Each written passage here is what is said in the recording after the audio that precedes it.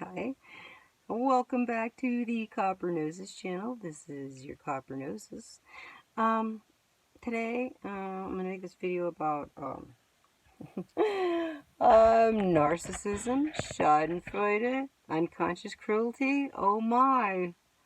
Okay, because, there's just so many things going on in our world that help. Everybody complains about the world, right? Oh, it's such a bad place and this and that. Well, there's certain features that help to make it a worse place. Things like narcissism, things like Schadenfreude. All right, we're all guilty a little bit of narcissism. I'm sure we're all guilty of Schadenfreude and unconscious cruelty. And narcissism, I know I grew up in a narcissistic family, and I know I'm an empath, and I think a lot of black people are empathic. I don't know if it's in our DNA. We're a little different than other types of people. We're more accepting, but then it also helps us to be more uh, taken advantage of because we have a natural affinity for certain caring for people and things like that naturally, and so not everybody has that. Let's just put it that way. I'm not saying everybody that's black has that, because my real mother, who's black, is a total narcissist. But, so narcissism, I'm going to give you a definition. Narcissism is excessive interest or admiration of oneself and one's physical appearance. Vanity, self-love, self-admiration, self-adulation, self-absorption. The psychology meaning: selfishness involving a sense of entitlement, a lack of empathy, and a need for admiration, as categorizing a personality type, like a lot of people in the world, like my ex-husband, my mom.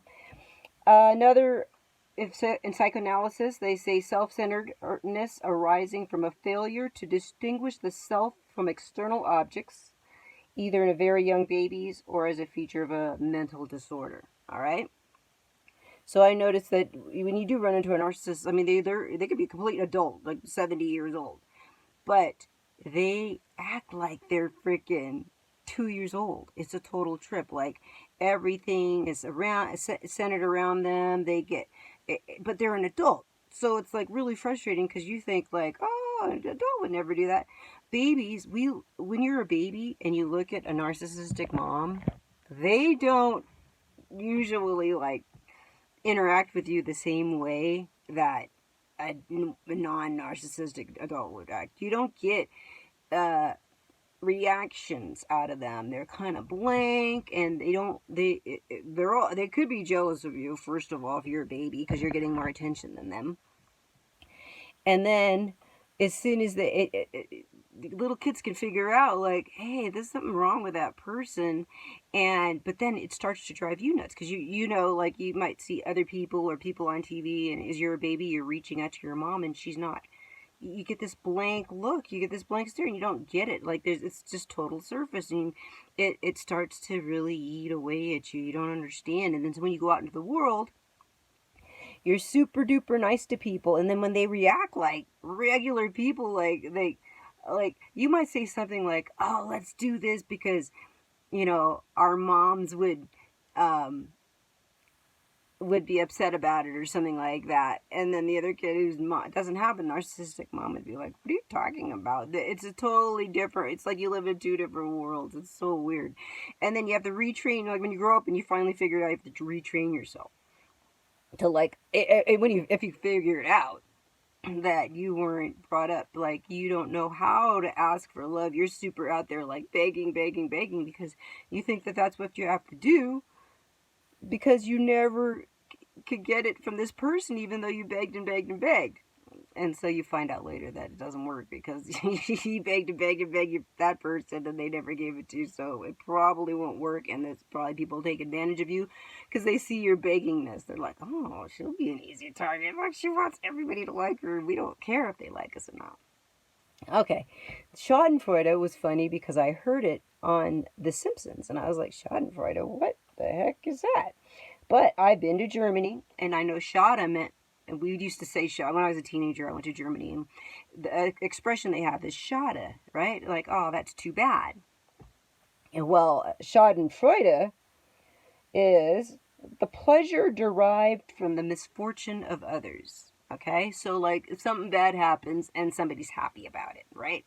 So like you trip and fall down the stairs and the person like secretly is like happy about it, or you lose all your money and somebody's like, oh, that's so too bad, but they're totally like, good for you, ha ha ha, that kind of stuff, just crazy stuff, and it's a real thing. All right, unconscious cruelty. Unconscious cruelty. I do a lot of things, so I like a lot of different music. There's a song called "The Ode to Billy Joel," and it's written by, it's sung by, and I'm pretty sure written by a woman named Bobby Gentry. And it's funny because she sings about the song, and in the song, The Ode to Billy Joe, they talk about the Choctaw Bridge, and like, I think they mentioned Chickasaw Creek, or, there's different places that are named after Native Americans, right? Like, they're talking about the bridge, the Tallahatchie Bridge, and stuff like that. If you watch The Ode to Billy Joe, it's a movie a long time ago. There's a song, and the movie was starring Robbie Benson. Remember when I was young, Robbie Benson was a big time guy. He was like the guy in all the movies, in a lot of movies. And so in this movie, in the song, they're sitting around the dinner table, and there's a family sitting around the dinner table, and the daughter of the family had been the girlfriend of Billy Joe. But the family didn't really know that. They were kind of going behind the back because the family didn't really like Billy Joe. But this girl had been with Billy Joe, and then she had gotten pregnant. And the song is about him being up there, and he had thrown something off the Tallahatchie Bridge. And then people were talking about, and then later he ended up jumping off the Tallahatchie Bridge himself. And people were like, what did he throw off the bridge? But it turns out the girl got pregnant by him. They had a baby, all this undercover. He threw the baby off the bridge because she didn't want to be with him. So the parents are sitting around the dinner table talking about it like it's no big deal. And, so that was the thing about unconscious cruelty. Like the guy killed himself, and they're like, in the song, they're like, can you pass the, potatoes, please? In the middle of the, they're having this discussion about this boy who killed himself. And it's just like, no big deal. And meanwhile, actually, the daughter is just sitting there and trying to just be part of it because she doesn't want people to know anything about what happened either. And so she's just part of it. It's just so... Ugh. So they all three really, really go together, in my opinion. The narcissism, the unconscious cruelty, because narcissism, like, I do believe they know what they're doing, but then after a while they just like they lie so much. There's so many features of narcissism. And the thing is about narcissism, or any of these things, they can cause you, I know Americans are supposed to, the government and the movies, everything is set up kind of in a narcissistic way. There's always narcissism, like in every single movie, just about. There's murder, right? And there's some kind of, it's all about unfortunate stuff all the time. There's not that many murders in the world, but there's a murder almost in every movie, or a death, or a something. There's not, people die, but there's not many people like getting murdered all the time the way they'd say it. I think the government does most of the, bad things that are going on anyway. So, like, if there's people, like, recently, I live in this town in the middle of nowhere, right? And I was talking one day, like, oh, I think if a bunch of, like, I was talking about that guy, the clown guy, the guy that supposedly killed a bunch of people, like 30 boys back in the day, like it was in the 70s or something. And he was dressed, Gacy, right? John Wayne Gacy, and he was dressed like a clown. Or he had pictures of clowns or whatever. And so then they found a bunch of boys in his crawl space, and they were like, that were dead. And I go, I think, in my opinion, if there's a bunch of dead bodies found, it's not one guy. It's like there was something going on, and they were being trafficked, and they were used for this or that, rituals, whatever.